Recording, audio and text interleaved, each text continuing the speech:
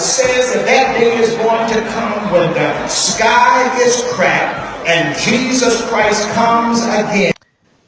Akkam jirtu hamaatinii fi hordoftoonni chaanaalii keenya addunyaa keenya irratti namoota humna guddaa fi cimaa qaban dinqiiwwan sammuu namaa gararraa ta'an hojjetan 5 isiniif qabanne dhiyaanneerra. Gariin qilleensarra warra tarkaanfatanidha. Gariin immoo galaanarra warra adeemanii. Gariin warra du'an kan kaasanii. Gariin immoo bilbila waaqayyoo wajjin warra haasofne jedhanidha. Kan dhagaa ija nama duratti warqeetti geddares ni jira. Akkasumas marga daabbootti geddaruudhaan kan nyaachises inuma jira. Namoonni kun dhuguma waaqayyo biraati moo miti kan jedhu gaaffii namoota baay'eeti. Namoonni kumaatamatti lakkaa'aman ammoo amantii cimaadhaan isaan hordofu. Nutis tarii raajonni kun raajota sobduu bara dhumaa irratti ka'an kan wangeelli waa'ee isaaniif dubbatu ta'uu danda'u yookaan ammoo dhuguma raajota waaqayyo biraati dhufan ta'uu danda'u waan ta'eef qoraa ilaalaa jechuudhaaf qabannee dhufne. Kanaaf yoon waliin turtan tokkoon isaanii maqaa fi amala isaanii akkasumas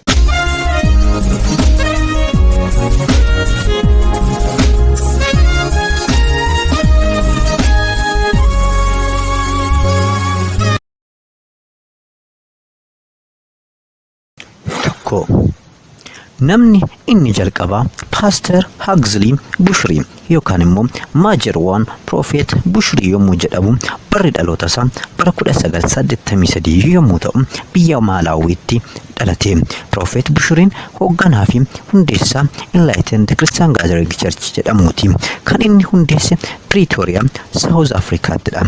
Egaa raajiin kun guyyaa tokko otoo tajaajilu qilleensarra adeemuudhaan kan namoota raajeffachiisedha. Says that that day is going to come when the sky is cracked and Jesus Christ comes again. Innis kan qilleensarra deemu waaqayyo waaqa dinqii fi mallattoodhaan hojjetudha waan ta'eef jechuun dubbateera. Yeroo sanattis abbootii amantaa hedduu wajjin walitti bu'insa isa mudatee ture. Isaan si keessa hafuura hamaatu jira warra jedhanidha jechuudha. Akkasumas bara 2020 Bushriin waliin dhooftuu jedhamuun South Africaatti hidhamee ture.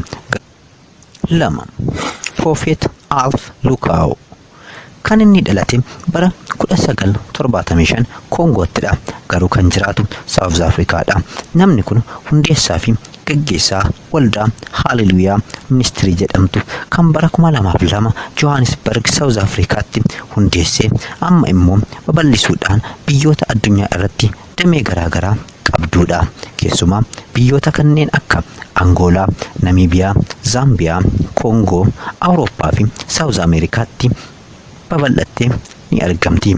Namni kun sirrumatti ergaa fi dinqii sirrii ta'e dabarsuudhaan beekama.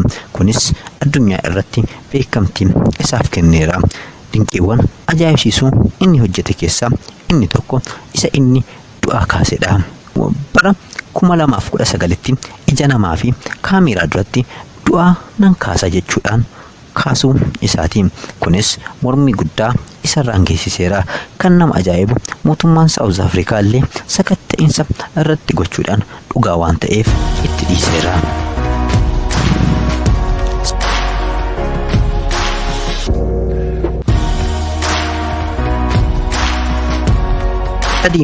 Pastor Paul Sayagure. Kunis abbootii amantii Zimbabwe keessaa tokkoo fi raajii qofaatti charchii qabudha. Hundeessaa waldaa Victory World International Ministries jedhamtudha. Waldaa kanas bara 2014tti Zimbabwe keessatti kan hundeesse. Dinqiiwwan inni hojjete keessaas tokko isa inni waaqayyoof nan bilbila wajjinis nan haasa'a jedhee akkasuma godhedha.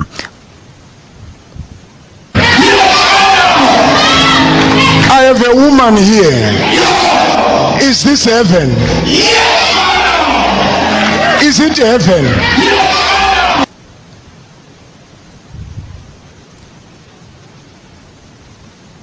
Kunis gonkumaa kan fudhatama hin arganne yommuu ta'u bara 2017tti immoo uummataaf bilbila Waaqayyoon isiniif kenna jechuun abbootii amantaa wajjin walitti bu'insa guddaa uumeera. Uummanni kanatti amanan immoo bilbila Waaqayyoo nuuf kenne jechuun isa rakkisaa turuun isaanii addunyaa ajaa'ibsiiseera.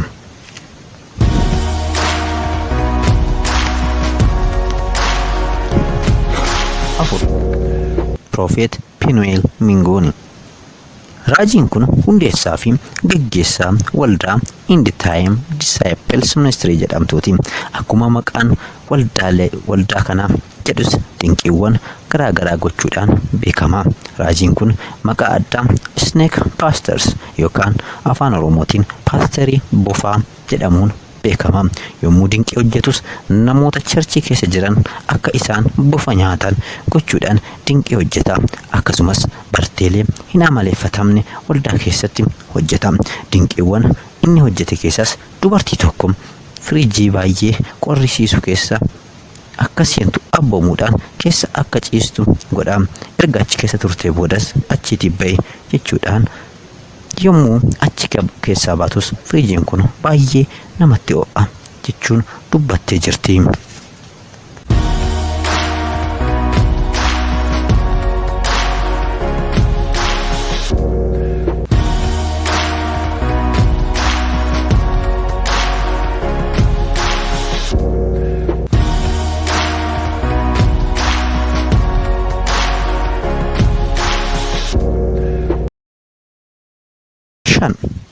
Inni shanaffaa Daani'el Obnimi yommuu jedhamu bara 1977 Gaanaatti dhalate.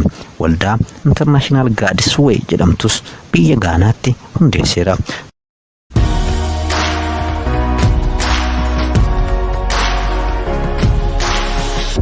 Dareen kun dinqiiwwan garaagaraa baay'ee hojjeteera.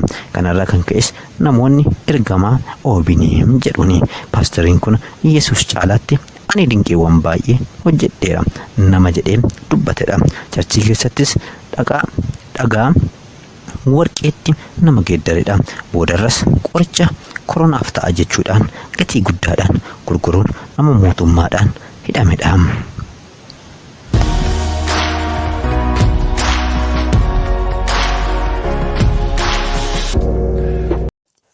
Dhumarratti wanti nuti dhageenyuuf wanti nuti arginu hundumtuu dhugaa miti.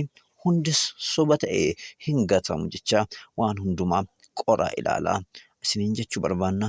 Akkasuma odeeffannoowwan kanneen biroo wantoota haaraa argachuudhaaf chaanaalii keenya sabiskiraayib, sheer gochuu hin dagatinaa isiniin jenna. Nagaan nu tura.